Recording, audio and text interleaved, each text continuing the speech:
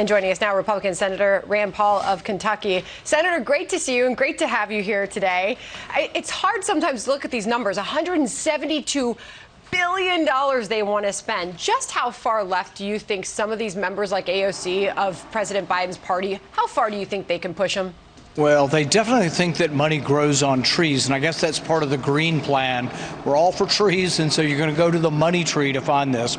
If you add all of it up from the infrastructure bill, it's actually about $500 billion. So there's $174 billion for weatherizing houses, which actually never gets to energy efficiency to meet the cost. There's about $100 billion for electric cars.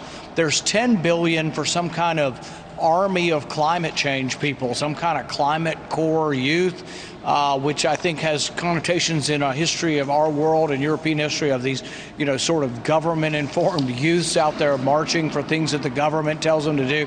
I think all of it's horrendous, but the biggest problem is the financial drain on the country and the future of our country by spending so much money we don't have.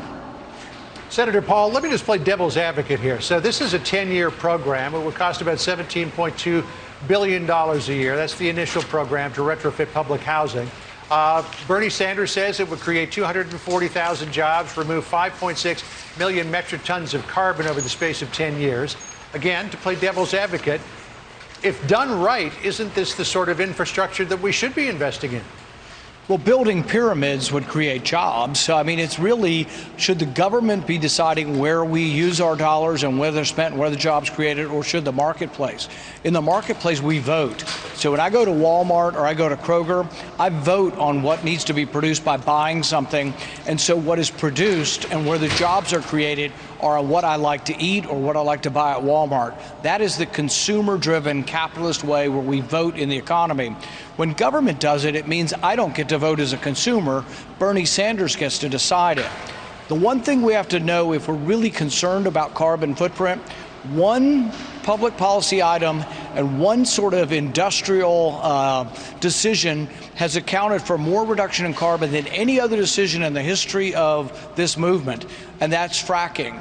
And so they're against the one thing that actually has reduced the carbon footprint. As we've converted to natural gas, we have reduced the carbon footprint, but that's almost entirely from a technology called fracking that almost every Democrat stands up and speaks out against. So let's be honest about this. If you really want to lower carbon footprint, you need to be for more fracking, you need to be for introducing it around the world. Instead, they're trying to stop it. I want to get to Maxine Waters' comments. As we know, some members of your party are pushing to censure her, hold her accountable for what they say was incitement of violence.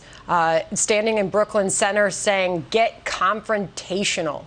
Do you believe that her purpose, Senator, was to incite violence? Well, this is the hypocrisy. Her language certainly sounds like that. What her intentions are, I don't know, but her language sounds incendiary. And this is what I kept pointing out for all these hypocrites on the Democrat side who came after President Trump and said, go fight for your country, that your voices be heard, and march peacefully, that somehow that was some extraordinary call to violence. When she's saying get up in the face, Cory Booker said the same thing, get up in their face of these congresspeople. Chuck Schumer goes to the Supreme Court and says, hit them like they've never felt it before. A very visual and violent sort of metaphor, hit them like they've never felt it before, specifically naming two justices. Yes, the Democrats are hypocrites for this, but they do need to tone it down, because the thing is we have cities on fire, we have police stations being burned, we have not just a few people killing, we have dozens and dozens and dozens of people being injured, police officers, people being killed in the riots in our cities. And yes, she needs to tone it down. In the time we have left, Senator Paul, let me draw on your medical experience here.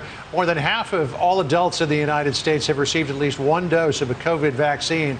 When, in your estimation, can we start to get back to normal?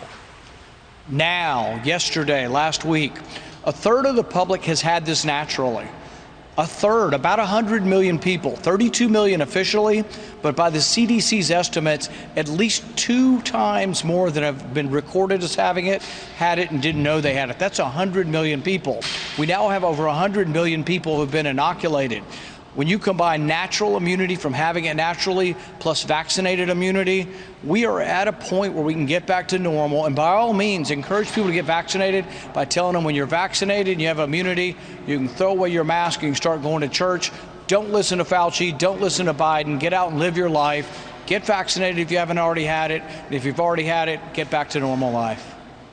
So it's a big statement. I think we're just at this point where we all just wonder when things change where we are. Admiral Giroir was joining us last hour, and he says, well, in Texas, things are kind of back to normal.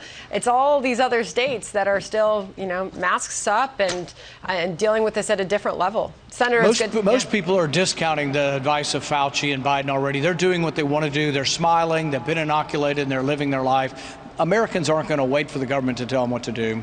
But do you think that's going to be the turning point when Dr. Fauci is finally willing to say something that we can get our lives back to normal? Do you think that Americans will lean on that? Look, I was just in Florida for a week. I've been in Texas visiting family. They're not waiting for Dr. Fauci. They've discounted him as an elitist who really isn't giving good advice and who really isn't even following the science of his own institute. So, no, I think his advice has been discounted. We don't need to wait for him.